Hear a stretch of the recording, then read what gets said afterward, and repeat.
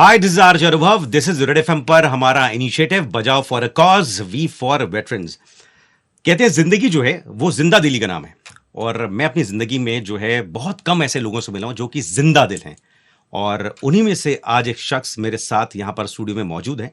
इनके बारे में बहुत सारी ऐसी बातें हैं जो आपको हैरान कर देंगी, लेकिन सबसे बड़ी बात यह है कि वो अपनी एक दूसरी जिंदगी जी रहे हैं। क्यों और कैसे, वो सारे सवालों के जवाब आपको यहीं मिलेंगे। पर सबसे पहले वेलकम करते हैं मेजर डीपी सिंह का inside the studios. Welcome sir. Thank you so much. सारे सुनने वालों को जय हिंद। जय हिंद सर। सर, आप इंडिया के पहले ब्लेड रनर हैं। आप एशिया के पहले सोलो डिसेबल्ड स्काई डाइवर हैं। Limca people of the year 2016 award से आप नवाजे जा चुके हैं। लिस्ट बहुत ज्यादा लंबी है, ये शो छोटा है उसके आगे। वो सारी बातें हम कोशिश करेंगे कि लिस्टर्स तक पहुंचाएं, व्यूअर्स तक पहुंचाएं। लेकिन सबसे पहले मैं ये जानना चाहूंगा कि आर्मी में मेजर साहब आपका आना कैसे हुआ? क्या ये जो थॉट था ये बचपन से था या लाइफ में बीच में आके डिसाइड हुआ? ये थॉट 8वीं या 9वीं क्लास के दौरान दिमाग में बन गया था और उसके पीछे कारण था कि मैं घर से भाग गया था। किन्हीं फाइनेंशियल कंडीशंस के अच्छे ना होने के कारण मैं दादा दादी के पास रुड़की में रहता था। और जो दादा दादी मेरे थे वो दादा दादी की कहानियों टाइप नहीं, थोड़े से स्ट्रिक्ट थे। लेकिन मैं इससे पहले और कुछ बोलूँ, ये बता दूँ, अगर मैं कुछ हूँ आज तो उनके कारण हूँ, जो उन्होंने मुझे सिखाया। लेकिन वो बच्चे को लगता था डर, तो वो जब छुट्टी में नानी के पास जाता था तब वहाँ पे बड़े मज़े आते थे। तो उसने सोचा यार भाग जाओ घर से और वहीं पहुँच जाओ। इतना मालूम था कि ये सड़क जा रही है नानी के घर और ये बस में बैठ के शाम तक पहुँच जाएगी, तो पैदल चलेंगे तो शायद 2-3 दिन में पहुँच जाए। तो as a luck would have 4-5 kilometre तो मैं चला गया था, लेकिन एक जानने वाले व्यक्ति ने मुझे देखा, पहचाना, साइकिल पे बिठा के घर के बाहर ला के छोड़ दिया बगैर शिकायत लगाए घर, जिसका मैं बहुत हमेशा शुक्रगुजार रहूँगा। ओके। लेकिन उस वक्त आते हुए दिमाग में जो पहला ज़िंदगी का यू टर्न था, दिमाग काम कर रहा था और सोच रहा था कि बेटा अगर तू घर से भाग जाएगा, जीवन की सच्चाई से भाग जाएगा, तो क्या करेगा? या तो ट्रक साफ कर रहा होगा किसी के साथ, या ढाबे पे बर्तन मांज रहा होगा। जहाँ है ज़िंदगी में, जहाँ पहुँचाया गया है, जहाँ तुझे पैदा किया गया है, वहीं पे रहना है। उन्हीं सच्चाइयों के बीच में रह के अपनी आप को मजबूत बना के अपने एग्ज़ाम्पल को सेट करके बताना है।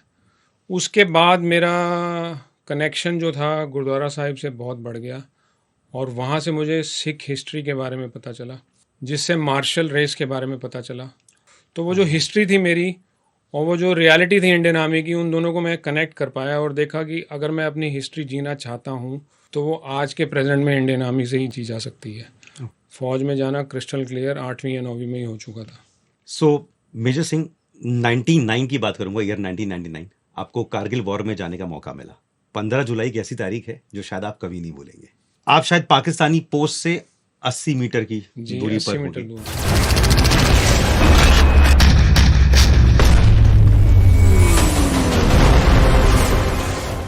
एक बॉम्ब आता है और आपके पास आके गिरता है।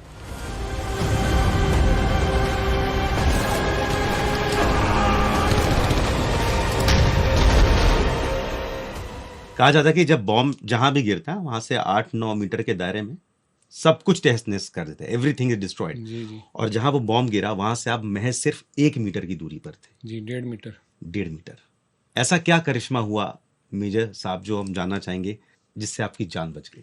देखिए, करिश्मा मेरे साथ तो कुछ खास नहीं हुआ था, क्योंकि मैं भी तहस नहस तो हो चुका था। लहू लुहान में unconscious with in fraction of seconds वहीं पे पड़ा हुआ था। क्योंकि आप अंदाज़ा लगा सकते हैं कि अगर 73 छर्रे अभी भी अंदर हैं, उससे कहीं दुगने तिगने मुझे काट के बाहर से निकल चुके थे, तो कितना लहू कितने छेदों से बह रहा था।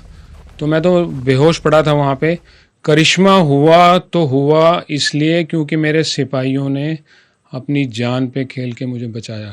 7 डोगरा बटालियन जिससे मैं बिलोंग करता हूँ, उसके जो सिपाही थे वो भी उसी खतरे में, उसी जगह पर दुश्मन की पोस्ट से 80 मीटर दूर थे और उनको मालूम था कि दुश्मन उनको चुन चुन के मार सकता है। उनको ये भी मालूम था कि मेरी पोस्ट के पीछे एक रिवर स्ट्रीम बह रही है जिसको उन्होंने क्रॉस करना है अगर मेरे को सेफ जोन तक पहुंचाना है। लेकिन यही तो जुनून है भारतीय फ़ौजी का, क्योंकि उसके लिए देश सर्वोपरि है, उसके बाद आती है टीम, इन दी एंड आता है अपना खुद का कंफर्ट। इस मोटो को फॉलो करते हुए उन्होंने जो मुझे बचाया और उसके बाद जो 2.5 घंटे लगे मुझे हॉस्पिटल पहुंचने में, हालांकि डिक्लेयर डेड कर दिया गया था क्योंकि रास्ते में बहुत लहू बहा, जी। कार्डियक अरेस्ट हुआ।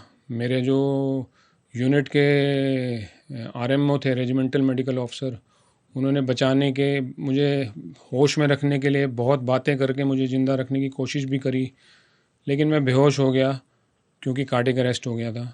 तो सर्जन ने जब रिसीव किया था तो बोल दिया था कि ये डेड बॉडी है, इसको ले जाओ मॉर्चरी में।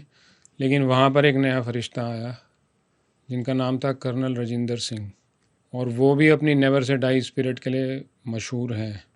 वो एनेस्थीसियोलॉजिस्ट थे। उन्होंने बोला कि इससे पहले आप इसको कहीं भी ले जाओ, मैं एक बार चेक करना चाहता हूँ। और एनेस्थीसियोलॉजिस्ट जो हैं वो स्पेशलाइज होते हैं बेहोश करने में भी और रिवाइव करने में भी। ओके। तो उन्होंने कहीं पे कुछ देख लिया फंसा हुआ, या फिर अगर मैं मजाक में जैसे बोलता हूँ कि भगवान को प्यारा हो गए लोग बोलते हैं ना, मैं शायद भगवान को इतना प्यारा नहीं था।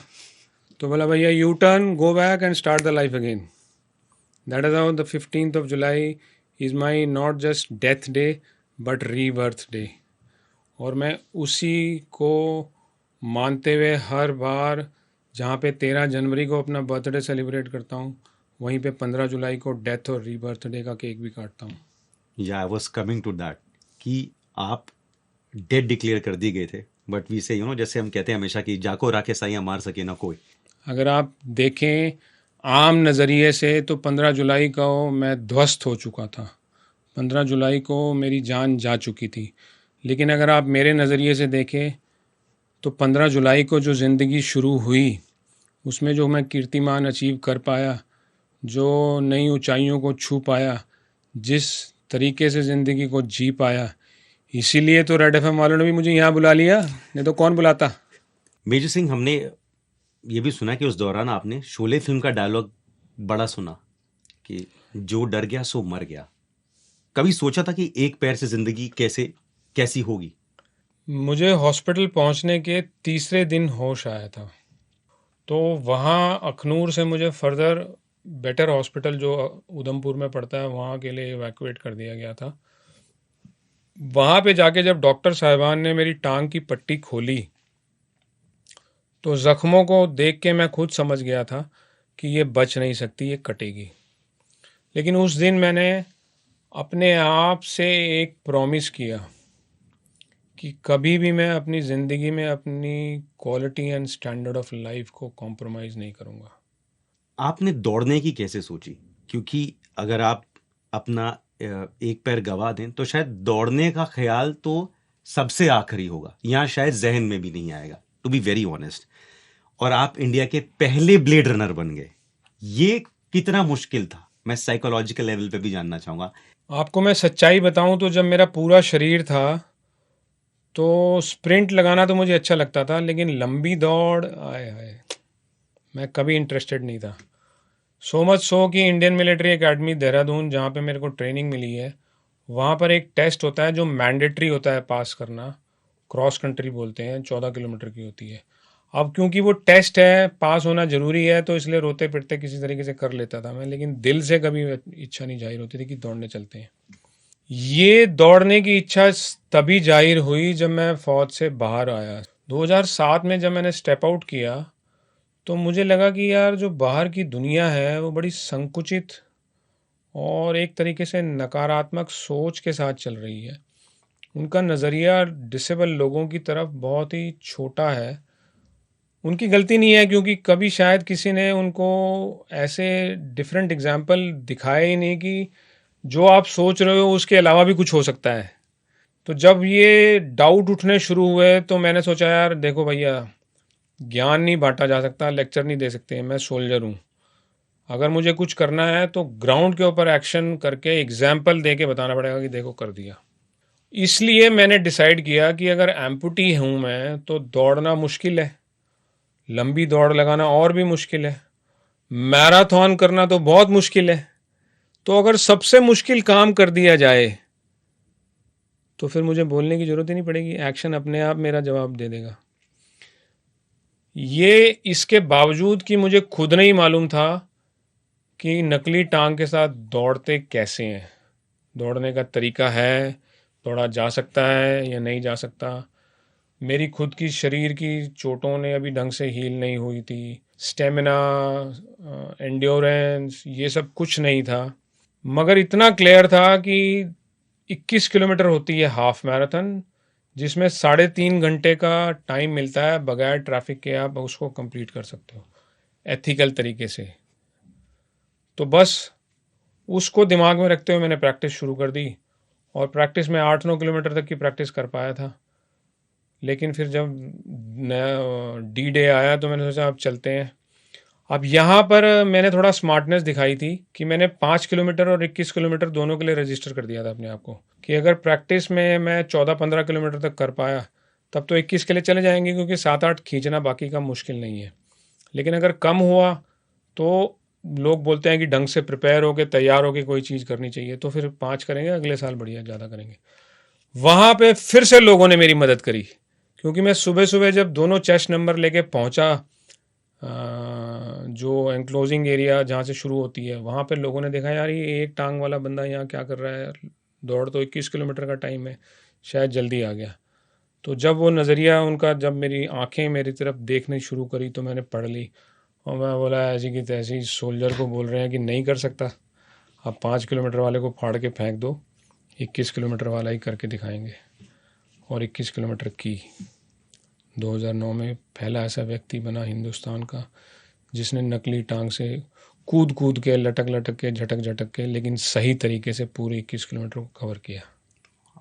वाओ मेजर, वो लवली, रोंगटे खड़े हो जाते हैं बात सुन के।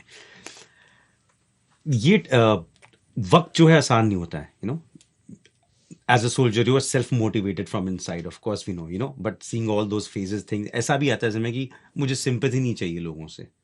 ऐसे लोग आपसे मिले about that phase, how you know, कैसे आपने उस चीज को रिकवर किया, या ऐसा बिकॉज देयर आर टाइम्स जब कहीं ना कहीं जहन में आता है, यू फील समटाइम्स लो। बिल्कुल होता है, और ऐसा नहीं है कि अब नहीं होता। इतने साल हो गए हैं, इतने कीर्तिमान अचीव कर लिए हैं, फिर भी होता है। और मेरा ये कहना है कि मैं इंसान हूँ, ये इमोशंस जो हैं नेचर के द्वारा दिए गए हैं। इमोशंस जो नेचुरली मिले हैं आपको, वो गलत नहीं हो सकते। तो अगर नेगेटिव और पॉजिटिव इमोशन दोनों दिए गए हैं नेचर ने, भगवान ने, या किसी भी बनाने वाले ने, तो वो सही है। लेकिन उनको यूज़ करने का तरीका हमें पता होना चाहिए। तो इतने सालों ने मुझे ये सिखाया है कि टूटना बेकार नहीं है, दर्द महसूस करना बेकार नहीं है, गुस्सा आना बेकार नहीं है, नेगेटिव सोचना बेकार नहीं है, डिप्रेसिव थॉट लाना बेकार नहीं है, बैठना बेकार नहीं है, लेकिन रुकना बेकार है। पॉज ले लो आप, लेकिन फिर से शुरू करो। इसका बेस्ट एग्जाम्पल मैराथन में ही मिलता है। जैसे ज़िंदगी में आपको पता नहीं चलता कि आने वाले पल में क्या होने वाला है, ऐसे ही मैराथन में जब आप स्टार्ट पॉइंट से शुरू कर जाते हो तो पता नहीं चलता कि कौन सा गड्ढा आने वाला है, कौन सा मोड़ आने वाला है, कहाँ पे आप थकोगे, कहाँ पे आपको प्यास लगेगी, कहाँ पे आपको गिव अप करने का मन करेगा, कहाँ पे आपको चिढ़ मचेगी, कहाँ पे आपको खुंदक आएगी, कहाँ पे आपको गुस्सा आएगा, कहाँ पे आपको पेन इतनी हो जाएगी कि छोड़ दो। ज़िंदगी में यही सब तो होता है। लेकिन फिर भी आप चलते रहते हो डेस्टिनेशन की तरफ, और धीरे धीरे धीरे धीरे आपको सामने दिखता है फिनिश लाइन। ऐसे सैनिकों के लिए जो जख्मी हुए लेकिन हार नहीं मानी, अब वक्त है उनके लिए कुछ करने का। आप अपना कंट्रीब्यूशन दे सकते हैं arm forces flag day fund में। आपका योगदान बनाएगा ऐसे सैनिकों की जिंदगी बेहतर जो खुद भले ही घायल हो गए हों लेकिन अपनी ड्यूटी से कभी पीछे नहीं हटे। जय हिंद।